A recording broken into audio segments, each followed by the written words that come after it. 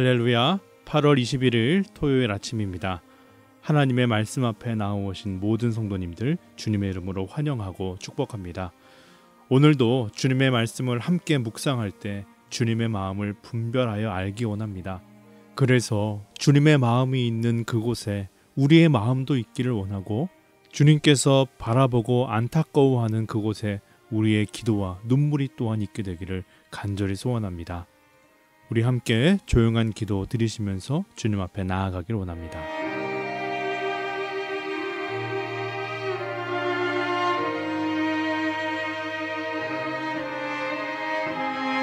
오늘 우리에게 주시는 하나님의 말씀, 사사기 8장 10절에서 21절 말씀입니다. 이때에 세바와 살문나가 갈굴에 있는데 동방 사람의 모든 군대 중에 칼든 자 12만 명이 죽었고 그 남은 15,000명가량은 그들을 따라와서 거기에 있더라. 적군이 안심하고 있는 중에 기드온이 노바와 욕부하 동쪽 장막에 거주하는 자의 길로 올라가서 그 적진을 치니 세바와 살문나가 도망하는지라. 기드온이 그들의 뒤를 추격하여 미디안의 두 왕 세바와 살문나를 사로잡고 온 진영을 격파하니라. 여아스의 아들 기드온이 헤레스 비탈 전장에서 돌아오다가 숫곳 사람 중 한 소년을 잡아 그를 신문하매 그가 숫곳의 방백들과 장로들 77명을 그에게 적어준지라.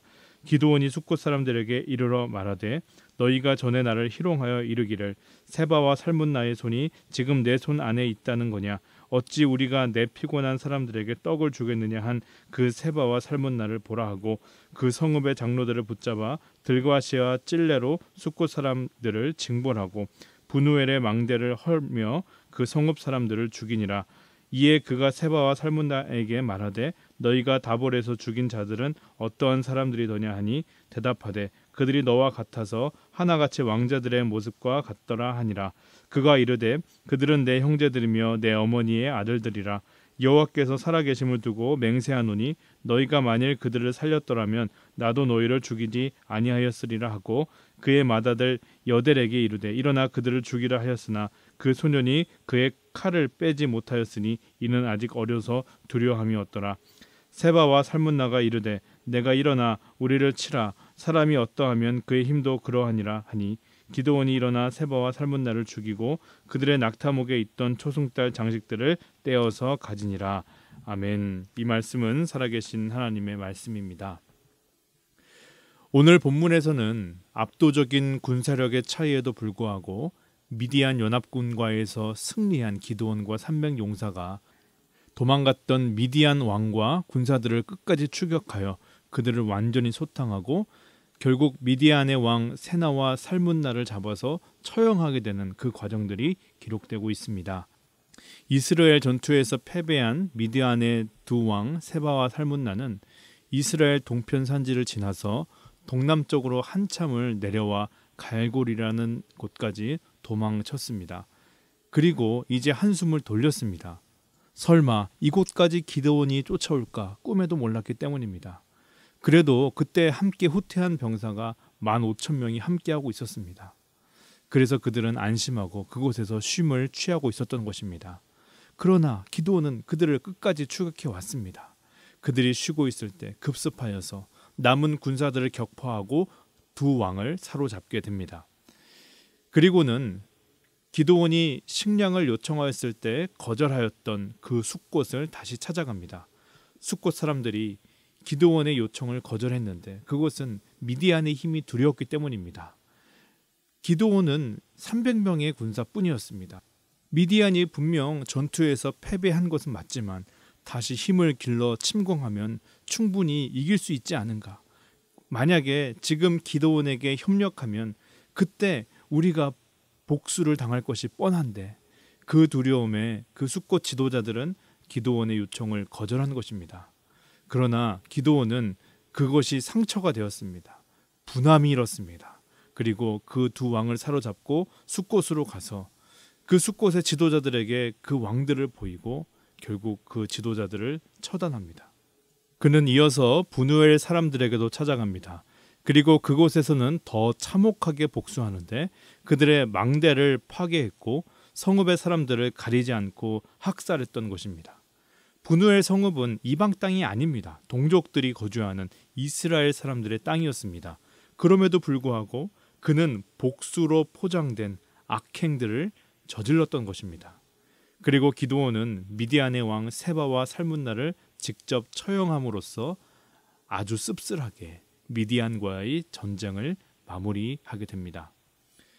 우리는 기드온 하면 떠오르는 것이 300명의 소수로 13만 5천의 미디안 군대를 물리친 민족의 영웅으로 기억합니다. 그러나 기드온의 후반부로 가면 그는 권력의 눈이 멀어 점점 하나님과 멀어지게 되는 타락한 영웅으로 그려지고 있음을 보게 됩니다. 내일 본문에 나오는 내용인데요. 그 후에 이스라엘 사람들은 기드온을 왕으로 추대하려고 합니다. 물론 기드온은 그 제안을 처음에는 거절합니다.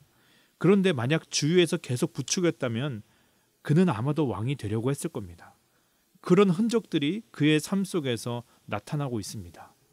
그는 이미 왕처럼 많은 아내들을 두었고 더욱이 한 아이의 이름을 아비멜렉이라고 짓는데 그 뜻은 나의 아버지는 왕이다 라는 뜻입니다. 그리고 미디안과의 전투에서 취한 그 전리품으로 에봇을 만듭니다. 에봇은 제사장이 입던 청색, 자색, 홍색 실로 만들어진 예복이죠. 그는 이것을 그의 성읍 오브라에 두었는데 백성들이 이 에봇을 음란하게 섬겼다라고 기록합니다. 그는 승리와 명예에 도취되어서 하나님만 앉으셔야 하는 그 영광의 자리에 조금씩 올라서고 있었던 것입니다. 우리는 기드온의 그 추격과 복수, 더 나아가서는 그의 변심을 묵상하면서 어떠한 하나님의 마음을 깨달아야 할까요? 저는 기드온의 마음이 점점 하나님과 멀어지는 것을 안타까운 마음으로 보면서 저의 모습을 또한 돌아보게 되었습니다. 내가 기드온이라면 어땠을까? 나는 조금 더 변하지 않을 자신이 있는가 하는 것입니다. 기드온은 이스라엘 전투의 승리로 한순간에 그야말로 민족의 영웅이 되었습니다. 하나님이 하신 것입니다. 그러나 대중들에게 보이는 것은 하나님이 아닙니다. 사람이었습니다. 그렇기에 하나님이 아닌 사람이 높아질 수 있고 사람이 영광 받을 수 있습니다. 바로 이 지점이 우리가 가장 경계해야 하고 조심해야 할 부분이라고 믿습니다. 이것을 어떻게 하면 막을 수 있을까? 인간의 차원에서만 생각하면 그래도 둘 중에 하나만 깨어 있으면 되지 않을까 합니다. 대중들이 영적으로 깨어 있어서 하나님과 멀어지는 리더를 바로잡거나 아니면 리더가 깨어 있어서 하나님의 마음을 알지 못하는 대중들을 잘 이끌게 되면 그래도 아예 엉뚱한 곳으로 가지는 않을 것입니다. 그러나 오늘 본문에서는 이 둘을 모두 무너진 모습을 보게 됩니다. 사사시대를 한마디로 말하면 사람들이 각기 자기의 옳은 소견대로 행하였던 시대라고 할 수 있습니다. 그래서 하나님은 사사들을 세우신 것입니다. 그 중구난방으로 나아가는 그 방향을 옳은 방향, 하나님의 방향으로 다시 바로 잡으라는 것입니다. 이스라엘 백성들이 미디안의 압제 가운데 고통스러워할 때 하나님은 사사 기드온을 세우시고 그에게 하나님의 마음을 알려주셨습니다. 그리고 다양한 표징으로 그에게 분명히 나타내셨습니다. 미디안과의 전투를 통해서 하나님은 당신의 살아계심과 전능하심을 기드온뿐 아니라 모든 백성과 세상에게 보여주셨습니다. 그러나 그럼에도 불구하고 기드온은 흔들렸던 것입니다. 하나님의 마음을 벗어나서 자신의 옳은 소견대로 나아가기 시작했습니다. 어쩌면 기드온과 300명의 용사의 이야기를 통해서 우리가 정말 깨달아야 하고 붙들어야 하는 교훈은 하나님께서는 300명의 군사로도 13만 5천의 군대를 이기게 하시는 놀라우신 권능의 하나님이다. 이것이 아니라 그렇게 해도 13만 5천이 아니라 135만의 군대를 이기게 하셨다라고 해도 인간이 얼마나 교만하고 무지한지 그래도 하나님을 신뢰하지 못하는구나. 이것이 되어야 하지 않겠습니까? 기드온은 이 전투의 승리로 오늘 말로 하면 성공의 우상에 빠졌던 것입니다. 성공 자체가 잘못된 것은 아닙니다. 그러나 성공에 중독되어서 성공이 삶 속에 가장 우선되는 것은 대단히 잘못된 것입니다. 그것이 하나님의 자리를 빼앗기 때문이죠. 성공이라는 우상에 휩싸이는 순간 잠시의 휴식도 공포의 순간이 되어버립니다. 왜냐? 누군가에게는 성공이 잊혀질까 두렵기 때문입니다. 그래서 어쩌면 기드온이 그토록 쉴 새 없이 미디안 병사를 쫓아갔던 것이 아닐까. 또한 성공을 따라가는 순간 하나님과의 손을 놓치게 됩니다. 하나님의 은혜로 이룬 것인데 거기서 내려오기 싫은 것입니다.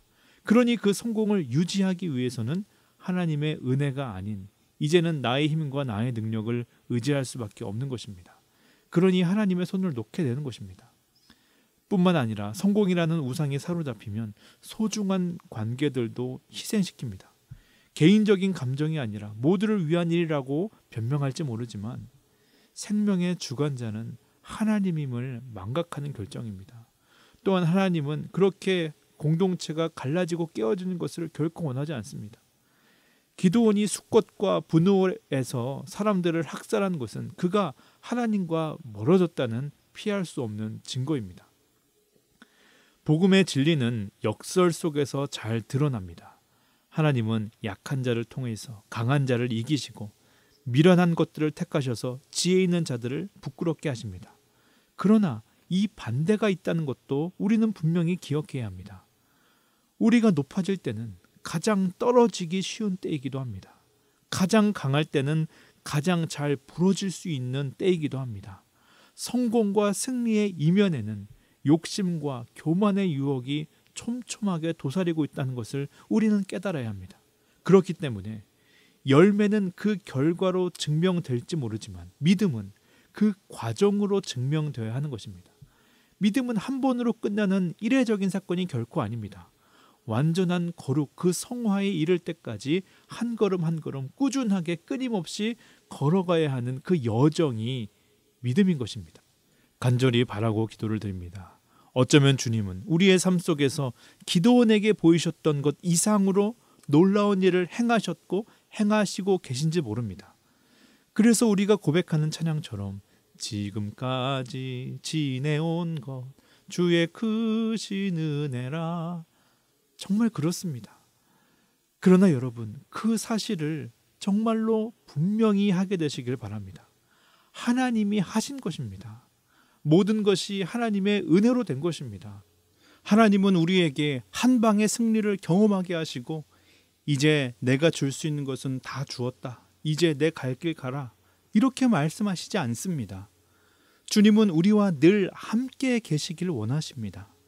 그러기에 우리가 더 사모해야 할 은혜는 한 방의 승리를 주시옵소서, 그것이 아니라 매일매일 공급하시는 만나와 메추라기와 같은 은혜를 주님 주시옵소서, 이것이 되어야 할 줄 믿습니다.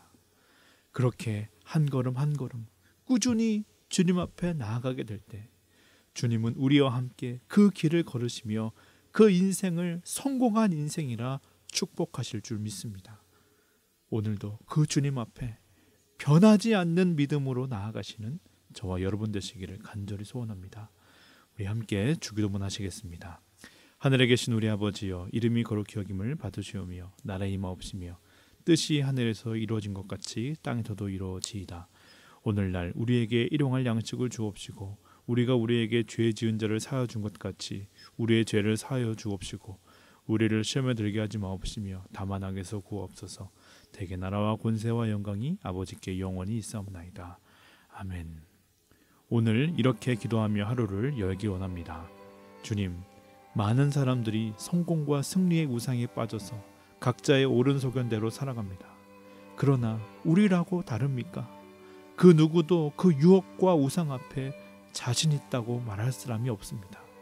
그러기에 늘 우리의 마음을 살피고 돌아보며 하나님과 친밀한 관계 가운데 있게 되기를 간절히 기도합니다. 주님 함께 하시고 도와주시옵소서. 다시 한번 기도할 때 교회를 올려드리며 기도하기 원합니다. 주님, 이 갈보리 교회를 주님 손에 올려드립니다. 주님께서 이 교회에 심은 비전의 씨앗들 자라게 하시고 꽃피게 하시고 열매 맺게 하여 주시옵소서. 이 교회 위에 성령님 기름 부어 주셔서 거룩하고 정결하게 구별하여 주시옵소서. 이 교회를 통해 치유와 회복이 일어나게 하시고 생명이 자라나고 확장되는 복음의 요람이 될 수 있도록 주여 이 교회 가운데 함께하여 주시옵소서. 우리 그러한 기도로 우리 하루 시작하기를 원합니다.